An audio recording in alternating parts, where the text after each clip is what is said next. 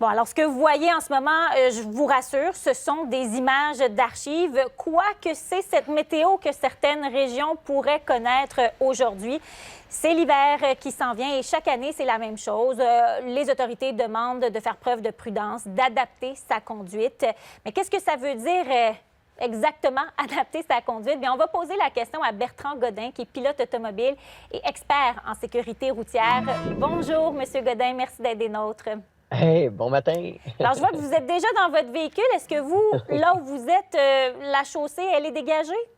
Oui, oui, tout est dégagé. Je suis dans le secteur de Nicolet et tout est beau pour l'instant, mais on le sait, hein, la météo change très rapidement. Donc, c'est pourquoi il faut être vigilant. Il faut avoir toutes nos facultés. C'est Mm. pour ça, éviter de prendre de l'alcool ou tout produit qui pourrait justement diminuer vos capacités.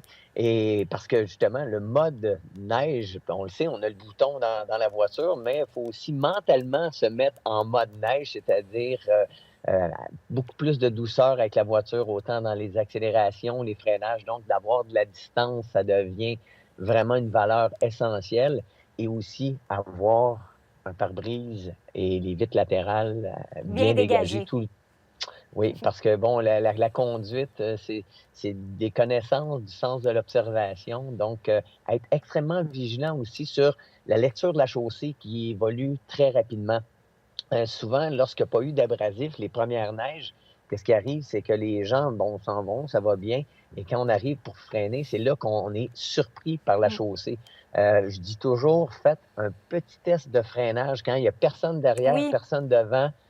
Le fait d'aller chercher ces connaissances-là va faire en sorte que vous n'allez pas surestimer ou sous-estimer, vous allez être conscient de ce que vous pouvez faire avec la voiture. Mm. Et lorsque la chaussée est glissante, il y a souvent aussi un risque de dérapage. Avez-vous quelques trucs pour nous à savoir qu'est-ce qu'on fait dans une telle situation? Comme je dis souvent, quand ça se met à déraper, il ne faut pas se dire «Oh non, ça dérape», il faut se dire «All right, ça dérape». Et on regarde là où on veut aller. Ça, c'est certain. Donc, le fait, souvent les gens ont tendance à se dire «Faut que je reste absolument sur la voie». Ben oui, des fois, vous pouvez aller sur l'accotement, même vous allez aller chercher des fois un peu plus d'adhérence. C'est la raison pour laquelle il faut être conscient de qu'est-ce qu'on peut faire selon le type d'adhérence. Ce que je vois souvent, les gens, mais admettons qu'on a deux roues sur une surface plus adhérente sur la droite, par Mhm. exemple, que sur la gauche. Quand on arrive pour freiner, la voiture devient instable. Donc, restez calme, regardez là où vous voulez aller et la correction va se faire. Et plus souvent, les gens ont tendance à augmenter le freinage. À Oui. ce moment-là, la voiture devient encore plus instable.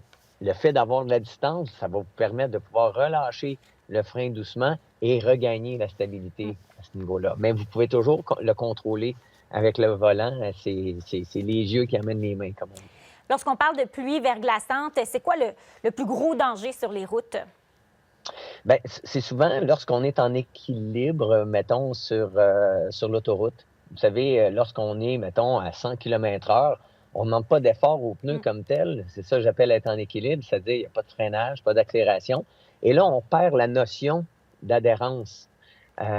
C'est pourquoi que si on voit que la surface change, ouais, un petit test de freinage, comme je dis, souvent, on le voit lorsqu'il y a des tempêtes de neige aussi. Mhm. Les gens s'en vont sur une glace noire et quand ils arrivent pour freiner, c'est là qu'ils réalisent qu'il n'y a pas d'adhérence. Et même si vous avez des systèmes ABS, contrôle de stabilité, ben, on envoie des centaines d'automobilistes dans le décor à chaque année. Ils ont tous ces systèmes-là. Donc, c'est vraiment le jugement, d'être vigilant. C'est pour ça que moi, personnellement, j'aime ce challenge, si on peut dire, parce que ça demande beaucoup d'attention, beaucoup de connaissances. Oui, bien, vous êtes pilote, hein? C'est pas le cas Ah de ben, tous les Québécois, Québécoises. Monsieur Godin, je voulais aussi aborder un autre sujet avec vous, le changement d'heure. Il y a de plus en plus d'études qui démontrent qu'il y a une hausse des accidents de la route dans la période qui suit le changement d'heure à l'automne. Est-ce que c'est parce qu'on n'adapte pas suffisamment notre conduite ou c'est vraiment en raison de la noirceur elle-même? ben exactement. Donc, aussi, il y a ce décalage horaire qui joue aussi sur notre comportement. Donc, oui, le fait qu'on est dans une plus longue période en noirceur fait en sorte qu'on a beaucoup plus de possibilités. Puis surtout à l'automne, hein, on le voit, moi, ce matin, là, j'ai encore croisé à peu près 5 chevreuils sur mon trajet. Donc, c'est tous des éléments qui accentuent le nombre de collisions ou, par exemple, on veut éviter un petit animal. Donc, c'est pour ça, diminuez votre vitesse, soyez vigilants, ayez un pare-brise bien nettoyé, des phares bien nettoyés aussi. C'est tous des éléments qui sont essentiels à la conduite. Eh bien, on espère que tous vos conseils ce matin, Bertrand Godin, pourront aider les Québécois, Québécoises qui doivent prendre la route dans des conditions plus difficiles. Je rappelle que vous êtes pilote automobile et expert en sécurité routière. Merci beaucoup d'avoir été des nôtres. Bien, merci à vous. Bonne journée. Vous aussi.